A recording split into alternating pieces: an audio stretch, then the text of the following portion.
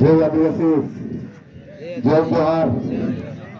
આજના કેવડી ગામે આદિવાસી સાંસ્કૃતિક કાર્યક્રમ યોજાયેલો છે ત્યારે નસવાડી તાલુકાના અલગ અલગ ગામમાંથી આવેલા મારા વડીલો, માતા બહેનો, યુવાનો તેમજ મધ્યપ્રદેશથી આવેલા આપણા ભાઈઓ આ કેવડી ગામની પાવન ભૂમિ પર તમામ લોકોનું મેં હાર્દિક સ્વાગત કરું છું। આગળના વક્તાએ બધું કીધું છે, 2-3 મિનિટમાં મારી વાત પૂરી કરીશ, પણ મેં સમાજને એટલી વાત જરૂર કહીશ કે આપણે સાંસ્કૃતિક કાર્યક્રમ કેમ કરીએ છીએ। ગબ્બરભાઈએ ખૂબ સરસ વાત કરી, આપણી માંગણીઓ કેમ છે, આપણા પર ત્રાસ ગુજારવામાં આવે છે, આપણી માંગણીઓ સંતોષવામાં નથી આવતી, આપણે આવેદન નિવેદન કર્યા કરીએ છીએ એટલે એમને જે બધું કીધું છે એ વાત બરાબર છે। ત્યારે મારે કઈ વધારે વિશેષ વાત કહેવાની રહેતી નથી, પણ સમાજને મેં એક જ વિનંતી કરીશ કે આપણો સમાજ અત્યારે ખૂબ પીડા ભોગવી રહેલો છે, શોષણ થઈ રહ્યું છે, આપણી વાત માનવામાં નથી આવતી। અવનવા આપણા વિસ્તારમાં હરેક જાતની વસ્તુ અહીંયા લાવીને આ લોકો ઉભું કરી દે છે, એના માટેની લડાઈ છે। ત્યારે મારા સાથીઓ સમાજના નવયુવાન મિત્રોને, માતાઓને, યુવાન વડીલો, આગળ બધાને જ હું કહેવા માંગુ છું, એકતા બનાવી રાખજો।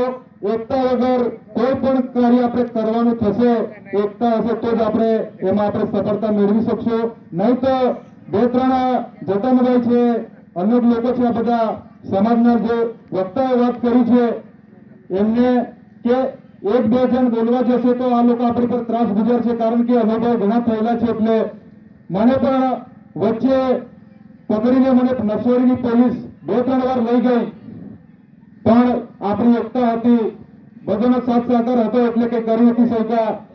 ત્યારે આપણે મોટી મોટી લડાઈ આપણે લડવાની સહભાગી થવાનું છે। આપણે આપણા સમાજ પર શોષણ થાય છે, અન્યાય થાય છે, એના માટેની લડાઈ છે। ગમે તેટલી જનજાગૃતિ કાર્યક્રમની મિટિંગો કરશું, પણ જ્યાં સુધી એકતા નહીં હોય તો આપણી કોઈ પણ વાત આ લોકો સાંભળવાના નથી। એટલે ઘણી બધી વાતો કહેવાની છે।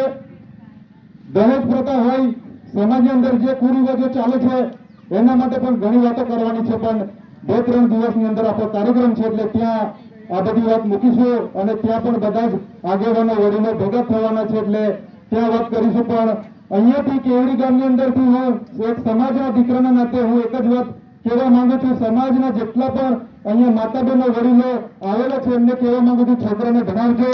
શિક્ષણ થકી જ આપણે સમાજ આગળ આવવાનો છે, શિક્ષણ હશે તો જ આપણે ઉદ્ધાર થવાનો છે, એટલે ભણાવજો છોકરીને। અને ખાસ કરીને હું એક વાત કહેવા માંગુ છું કે આપણા સમાજની અંદર બાળ લગ્ન જે ઓછી ઉંમરમાં છોકરીને છોકરા ભાગી જાય છે, આ વાત હું 2 દિવસ પછી જે 21 તારીખે કાર્યક્રમ થવાનો છે એમાં પણ હું વાત મૂકવાનો છે, પણ અહીંયા પણ હું ધ્યાન દોરીને જાઉં છું। 18 વર્ષથી જે નીચેના લગ્ન કરે ભાગીને જાય, 21 વર્ષથી નીચેના જે લોકો ભાગીને જાય છે, કાયદો છે, કદાચ ખબર હોય તો બાળ લગ્ન પ્રતિબંધ અધિનિયમ 2006 ના કાયદો એવું કહે છે કે 18 વર્ષની છોકરી નીચે અને 21 વર્ષનો છોકરો નીચે હોય એ ભાગીને લગ્ન કરે અને એના મા બાપ એને મદદગારી કરે અને સાથ સહકાર આપે તો કદાચ કાયદો એવું કહે છે 2 વર્ષની સજા અને 1 લાખ રૂપિયાનો દંડ। એટલે આપણે દરેક માતા વડીલોને જાણવું પડશે કે આવું બધું આપણે કરવાનું નથી। માતાઓ હેરાન થાય છે, એના પિતાઓ હેરાન થશે, એટલે આ બધી વાતો તો હું તે દિવસે મેં કરવાનો છે, પણ અહીંયાથી એક જ વાત કરી લઉં છું, પોતાના છોકરાને ભણાવજો, શિક્ષણ તરફ આવજો અને વધારે કંઈ કહેતો નથી। આટલી જ વાત કહીને મને અહીંયા જે બોલવાની તક મળી છે, આ સમિતિ દર વર્ષે આયોજન કરે છે, સમાજના લોકોને આત્મા જગાડવાની વાત કરે છે, ત્યારે એમને મેં ખૂબ ખૂબ અભિનંદન આપું છું।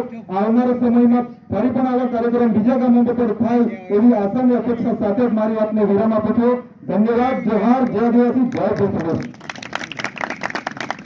ખૂબ સરસ રસિકભાઈ, આપણને આપણે જે બાળકો સમાજને પ્રગતિના પંથે લઈ જવો હશે તો મહત્વનું જે સાધન છે એ શિક્ષણ છે। જ્યાં સુધી આપણા બાળકોને પૂરેપૂરો અને સારો શિક્ષણ મળે ત્યાં સુધી સમાજને આગળ લઈ જવા શક્ય છે।